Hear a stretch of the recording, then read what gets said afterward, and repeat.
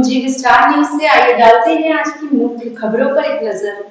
कानपुर में पुराने लेकिन चर्चित राजा राम वर्मा हत्याकांड ने एक बार फिर सुर्खियां बटोरी है। थाना नवाबगंज क्षेत्र के गंगा नगर निवासी स्वर्गीय राजा राम वर्मा, जो कि आईआईटी कानपुर के पूर्व डिप्टी रजिस्ट्रार और वरिष्ठ अधिवक्ता थे, इनकी 22 दिसंबर 2021 को घर के बाहर दिन दहाड़े गोली मारकर हत्या कर दी गई थी। मृतक के पुत्र नरेंद्र देव ने आरोप लगाया है कि यह हत्या करोड़ों की कृषि भूमि, विशेषकर एनआरआई सिटी मैनावती मार्ग वाली जमीन को हड़पने की साजिश का नतीजा थी। उन्होंने दावा किया है कि सफेदपोश और प्रभावशाली लोग इसमें शामिल हैं, जिसलिए जो है शामिल थे। केवल 4 लोगों के खिलाफ चार्जशीट दाखिल की गई है।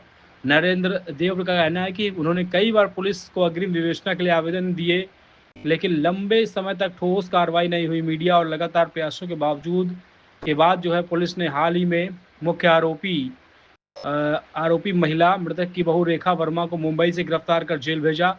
जांच में 1.5 करोड़ से अधिक संदिग्ध लेन देन की 1300 मिनट की बातचीत और सुपारी के एडवांस 50,000 रुपए जैसे खुलासे हुए। कुछ अन्य आरोपी अभी तक फरार बताए जा रहे हैं। पीड़ित पुत्र ने पत्रकारों से बातचीत में पुलिस प्रशासन और मुख्यमंत्री योगी आदित्यनाथ से अपील की कि मामले की निष्पक्ष उच्च स्तरीय जांच होनी चाहिए। बेटे ने प्रेस वार्ता के दौरान कहा कि मेरे पिता की हत्या करोड़ों की जमीन हड़पने की साजिश का ही नतीजा है। मुख्य आरोपी आज भी खुलेआम घूम रहे हैं। जांच को प्रभावित किया जा रहा है। मैं पुलिस और सरकार से मांग करता हूं कि निष्पक्ष अग्रिम विवेचना हो, सभी दोषियों को सलाखों के पीछे भेजा जाए और मेरे परिवार को सुरक्षा दी जाए।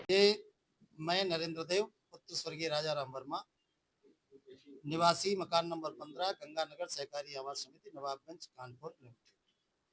मेरे पिता स्वर्गीय राजा राम वर्मा की दिनांक 22/12/2021 को कुछ शूटरों के द्वारा षड्यंत्र रच करके शूटरों से हत्या कराई गई। उसके संबंध में ये प्रेस वार्ता मैंने की है आज। इस संबंध में मैंने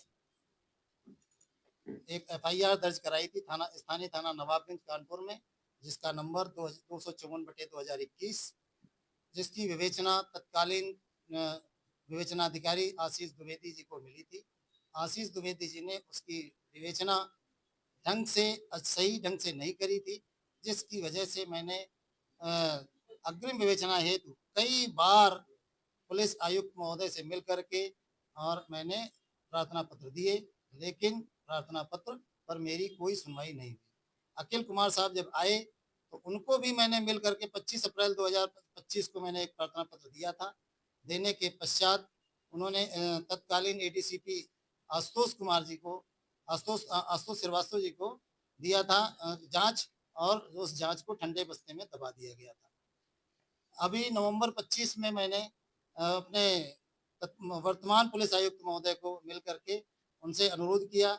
उन्होंने मेरी पूरी बात सुनी। बात सुनने के बाद ज्वाइंट पुलिस आयुक्त महोदय से उसकी जांच करा करके उस पर अग्रिम विवेचना प्रचलित कराई है, जिसमें अभी 8 दिन पहले उसने की अभियुक्त बनने वाली अभियुक्त श्रीमती रेखा वर्मा को मुंबई से पुलिस लेके आई है, जेल में रखा है। जैसा कि पेपर में आप लोगों के सहयोग से पेपर में आ रहा है कि उसकी पुलिस रिमांड ली जाएगी और उसके बाद जो भी होगा फैक्ट सामने आएंगे, उसके अनुसार जो भी कानूनी कार्रवाई है वो होने के लिए मैंने मांग रखी है। किस उद्देश्य से आपने प्रेस वार्ता का उद्देश्य है कि मुझे न्याय मिलना चाहिए। न्याय नहीं मिल पा रहा है और अड़चने आ रही हैं कि इस जो विवेचना प्रचलित हुई है इसको प्रभावित किया जा रहा है, और लखनऊ और कानपुर में बैठे बैठे अधिकारी राजनीतिक दबाव में आकर के उसको प्रभावित करने का प्रयास कर रहे हैं। मुझे अगर न्याय नहीं मिला तो मैं माननीय मुख्यमंत्री योगी बाबा आदित्यनाथ जी के पास जाऊंगा, उनसे अपना अनुरोध विनय करूंगा, और अगर उन्होंने मेरी बात को मान लिया तो आगे कार्रवाई उनसे कहने का अनुरोध करूंगा कि आगे कार्रवाई कराई जाए।